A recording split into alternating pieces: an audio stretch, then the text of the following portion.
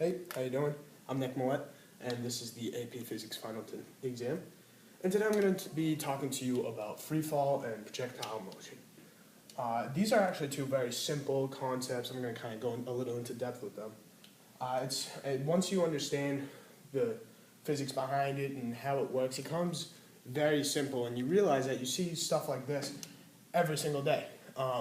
For time's sake, I'm going to kind of avoid the mathematics part of it. I'll throw the toolbox in the description, because for free fall and projectile motion, it's primarily just taking values for variables seen here, those unknowns, taking them, plugging them into any equation and coming out with another one. There's some that you'll always know, there's some that you should be able to find out pretty easy. If you're working in a book, it should give you some problems. You can find it other ways. So just for time's sake, I'm going to avoid going too depth into the math behind it and just kind of keep it conceptual. Excuse me. So I'm going to start off by talking about the parts of free fall. And free fall is very simply this: just letting a ball go, any object, and just letting gravity have its effect on it to the earth, right? So, you know, when you drop something, it goes down. It also works in the opposite direction. When you throw it up, it comes back down, that kind of thing. So just talking about free fall first, we're going to talk about some things that go into deciding what happens when I let go of the ball. The first one's the initial velocity, and just like the name says, it's the velocity that the ball or whatever you're throwing begins with, right? So if I were to just hold the ball and let it go, we see here that my initial velocity immediately as I let go is 0, because the ball's not moving, it's not changing direction, it's not going anywhere. So we have a 0 initial velocity. It works the other way, where when I'm throwing it up in the air, I actually have to give it an initial velocity of a number greater than 0 so that I can go up and fight the power of gravity, the force of gravity, excuse me. So when you throw it up, there's actually some numerical value to the initial velocity, and it's cool kind of how it switches back and forth like that depending on which way you're working. The final velocity, just like it suggests, is the velocity when the system is done doing what it does. For example, when I drop the ball, the velocity of the ball right before it hits my hand or the ground or whatever it's hitting is the final velocity. If we throw it up in the air and we just look at the first part of its path where it goes up, we can see that up here the velocity is actually at 0 at one point, because the ball is changing direction, so it has to actually cross through 0 if we were to graph it out. So it's kind of cool that the ball is actually momentarily at rest in midair before it comes down. The acceleration due to gravity, just like it says, you know what acceleration is: changing velocity, making it change direction, change speed, that kind of thing. We find that on Earth, because the mass of the Earth doesn't change, the radius of the Earth doesn't change, and the gravitational constant doesn't change, that this g, acceleration due to gravity, can be equal to 10 meters per second squared. So what that means is, if I were to drop this ball, let it fall for 1 second, it would be going, or drop the ball from rest, let it fall for 1 second, it's going to be going at 10 meters per second at that 1 second. If I drop it and let it go for another 2 seconds, it's going to be at 20 meters per second, and so on and so forth. So that's just what the acceleration is, what makes that happen. The time is the time that the ball is in the air, or dropping or whatever, right after it leaves your hand, and right before it hits the ground, or whatever that's causing it to move up and down. And the delta y is the height, the vertical distance. It's just how high I throw it up in the air, how high I started from, and that's kind of self-explanatory in itself. You'll notice that one of the most important things that's missing, you kind of think to yourself, wait a second, this seems odd, is the mass. Why is mass not involved? Well, mass is not involved because this acceleration due to gravity, the acceleration that changes the ball, is not dependent on this ball's mass. It's dependent on the Earth's mass. So I could drop a ball, an elephant, a spacecraft, a little marble, and it'll all hit the ground at the same exact time, as long as I release it at the same time and I start it at the same height, right? And the same initial velocity, which would be rest, because I'm just dropping. So I'm going to actually show to you how that works. I'm going to give a little demonstration in a second, if you'll just give me 1 second. So here I'm just going to show you real quick how mass is not in effect when it comes to free fall. As you can see, we have a very small mass here and a bigger mass here. I'm going to drop them, and you'll see that they'll hit the ground at the same time.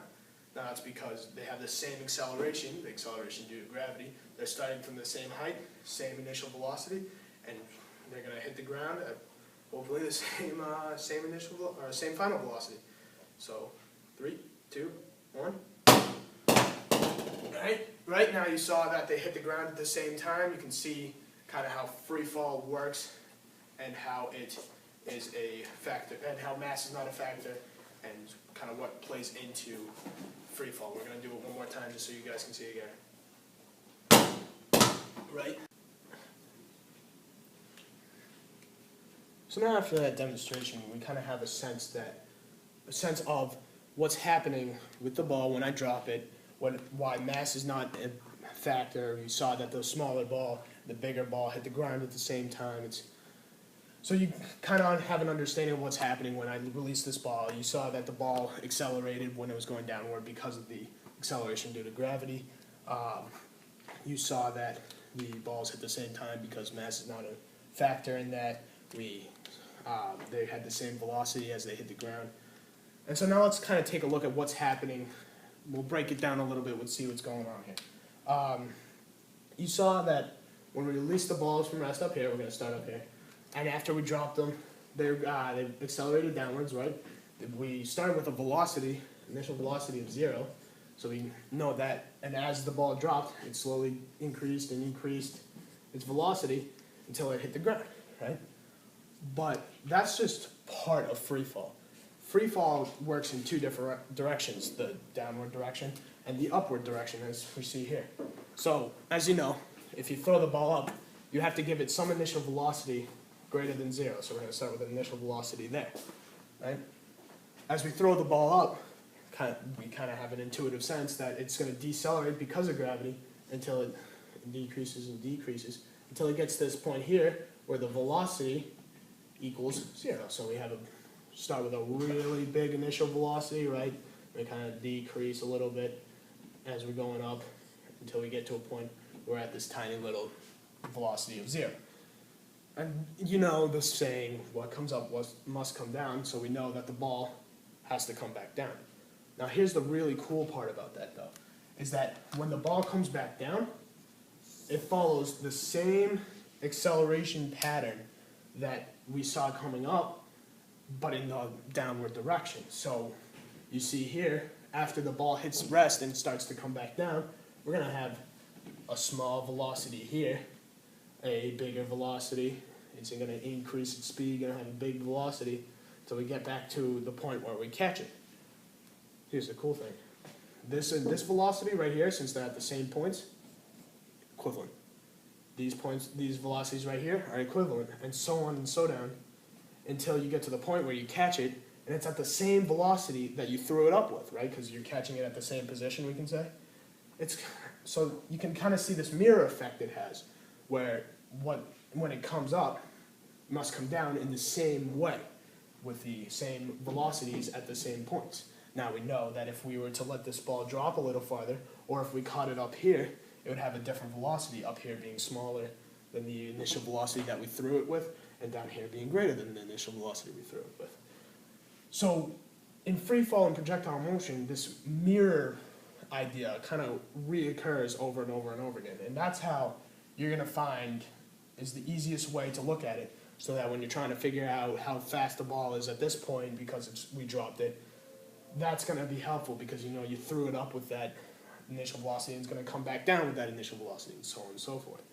So now that we kind of have an understanding that there's it mirrors itself, and then we're gonna look at projectile motion. And what projectile motion is just simply free fall with an x component, right? We see that when we throw a ball in this direction, it's still going to come down, right? If I were to do this, we saw that the ball still drops, but now it's moving in that direction a little bit, all right? So we're going to look at it as almost a 2-part scenario. We're going to say that there's always the free fall aspect of it, which is in the y direction, right, up and down. But there's also whatever x component we give to it, either in that direction or that direction, right? So, this is where it kind of gets a little tricky. It's once you understand, you'll really understand, and it kind of becomes very simple and a very basic idea to you. But what really happens here is just free fall. But this x component is generally, in fact, if there's no other forces working on it, is always constant, right? So that means you just simply need to use something along the lines of velocity equals distance over time or something like that, right? Because we see in the x direction that there's nothing, no gravity doesn't affect the x portion of the velocity, as you can see, based your vectors and all that. We see that there's no gravity affecting the x direction. Gravity can't affect it. It's only in the y direction, and that there's nothing really affecting the velocity in the x direction. I mean, there's air resistance unless you're doing it in a vacuum, but in this case, we're just going to say it's negligible because it's so small, insignificant that it's just, we don't need to worry about it.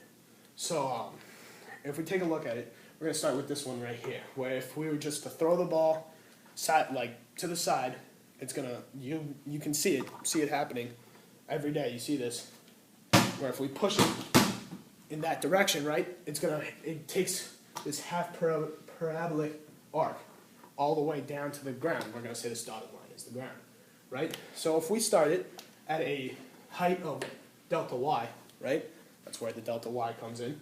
We can see that just by pushing it in this direction, right, just with the x portion of the velocity, that it's still going to drop down because of gravity.